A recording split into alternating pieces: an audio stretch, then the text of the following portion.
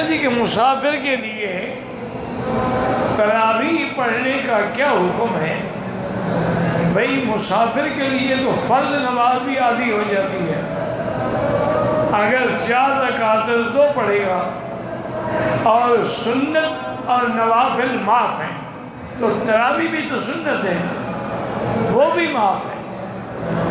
لیکن یاد رکھیں کہ اس قسم کے مواقع اور اس قسم کا مکان اور اس قسم کا زمان پھر زندگی میں نہیں ملتا ہے، اس لیے یہ مسئلے پہ گزارا نہ کریں بلکہ ہر بندہ تراویح پڑھے۔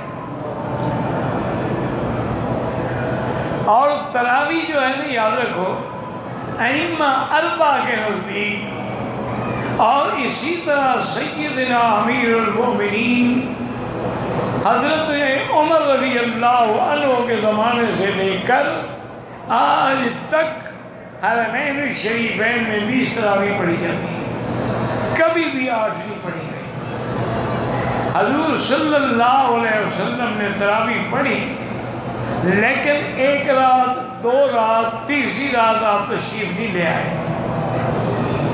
تو حضور جب آئے تو آپ نے فرمایا مجھے پتہ ہے کہ تم صحابہ میری انتظار میں تھے، میں عمدن نہیں آیا کہ شاید رمضان کی راتوں میں یہ عبادت میرے اللہ کو پسند آ جائے اور اللہ فرض کر دے تو پھر میری امت فرض پورا نہیں کر سکے، اس لیے میں نے رعایت کی ہے۔ پھر تراویح حضور کے زمانے میں بھی ہوتی تھی، حضرت ابو بکر کے زمانے میں بھی ہوتی تھی، لیکن یہ طریقہ تھا کہ ہر حافظ الگ الگ تراویح پڑھاتے تھے۔ لیکن جب سیدنا عمر رضی اللہ عنہ نے دیکھا تو انہوں نے کہا کہ یہ بات جو ہے وہ مناسب نہیں ہے، جب تراویح پڑھنا ثابت ہے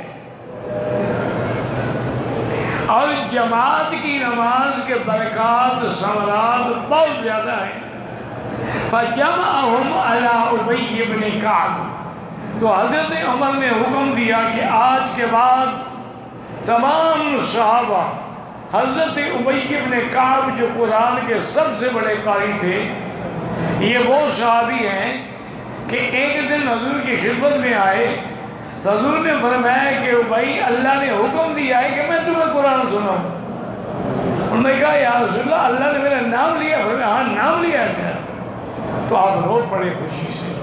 تو ان پر حضرت عمر نے سب کو جمع کیا اور 20 تراویح پڑھنے کا حکم دیا، اور 3 وتر پڑھے جاتے تھے اور 20 تراویح پڑھی جاتی تھی۔ اب یہ کہنا نعوذ باللہ کہ حضرت عمر کی بدعت ہے، یہ تو اتنا بڑا گناہ ہے نا، توبہ کرنی چاہیے۔ حضرت عمر تو خلیفہ راشد ہے، اور خلیفہ راشد کا عمل سنت ہوتا ہے، بدعت کیسی ہے؟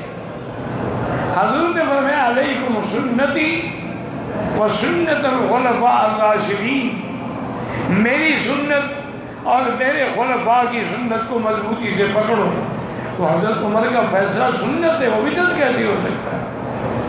اور پھر تمام صحابہ کا اجماع ہو گیا، کسی نے بھی مخالفت نہیں کی، تو اس لیے یہ سنت ہے، سنت مؤکدہ ہے۔ باقی ایک لفظ سے حجت پکڑتے ہیں کہ حضرت عمر نے فرمایا کہ نعم البدعۃ نعمت البدعۃ ہی، مانا تھا کہ نیا کام ہے، یعنی پہلے ایک کاری کے پیچھے نہیں ہوتا۔ تو اس لیے ہمیشہ، اور ایک مسئلہ یاد رکھیں کہ پہلے ابتدا میں لفظ ہوتا تھا قیام اللیل، اس میں 8 بھی تھے، 11 بھی تھے، 12 بھی تھی، یہ سب۔ لیکن جب تراویح کا فیصلہ ہوا تو یہ فیصلہ ہو گیا کہ تراویح جو ہے وہ 20 ہوں گی اور تہجد جو ہے وہ 8 رکعت ہوگی۔ تو تہجد الگ چیز ہے اور تراویح جو ہے وہ الگ چیز ہے۔ تراویح کو تراویح اسی لیے کہتے ہیں کہ ہر 4 رکعت کے بعد تھوڑی سی دیر آدمی کو آرام کرنا چاہیے، تربیت. اور یہ اچھا خدا کی شان دیکھیں کہ امام مالک رحمۃ اللہ علیہ امام دار الہجرت امام مدینہ منورہ وہ 36 رکعت پڑھتے تھے. تو ان کو ساتھیوں نے کہا حضرت آپ فرمایا بھائی مکے والے تو 4 رکعت کے بعد طواف کر لیتے ہیں، ہم کیا کریں؟ ہم 4 رکعت پڑھ کے بیٹھے رہیں، لہذا اگر چند رکعتیں زیادہ پڑھ لیں گے تو کیا بات؟ جب اصل ثابت ہے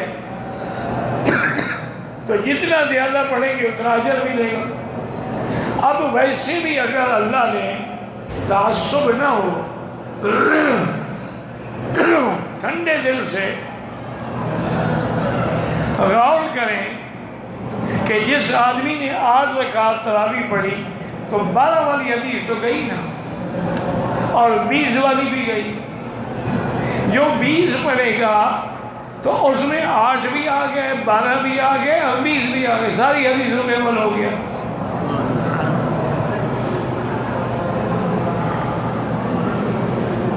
باقی وطر جو ہے یاد رکھو، وطر کی 3 رکعت ہے.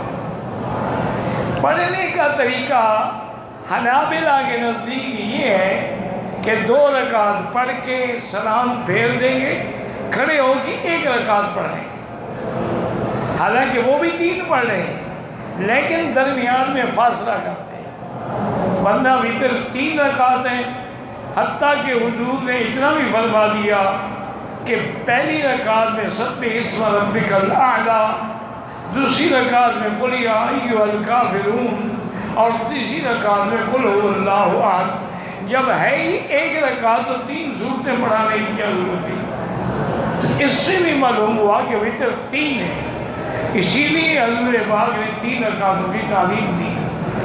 باقی 3 رکعت اکٹھے پڑھیں الحمدللہ. جو 2 رکعت کے بعد سلام پھیر کے 1 الگ پڑھتے ہیں تب بھی الحمدللہ. لیکن حنفی مسلک میں 3 ملا کے پڑھنی چاہیے، کیونکہ امام ابو حنیفہ فرماتے ہیں کہ 1 رکعت جو ہے وہ نماز ہوتی نہیں. 1 رکعت اگر 1 رکعت نماز ہوتی تو مسافر کو فجر کی نماز میں 2 رکعت کے بجائے 1 رکعت پڑھنے کا حکم ہوتا. لیکن چونکہ 1 رکعت نماز نہیں ہوتی، فجر 2 ہی پڑھی جائے. البتہ ظہر جو ہے وہ 4 کے بجائے 2 پڑھی جائے. واللہ اعلم. آپ مسئلے نہ پوچھتے رہنا، تراویح پڑھیں، امام کے پیچھے وطر پڑھیں، جیسے وہ پڑھائیں پڑھ لیں، کوئی اختلاف نہ کریں، کوئی بغض نہ رکھیں. ائمہ اربعہ برحق ہیں، کسی بھی طریقے پہ عمل کیا گیا الحمدللہ.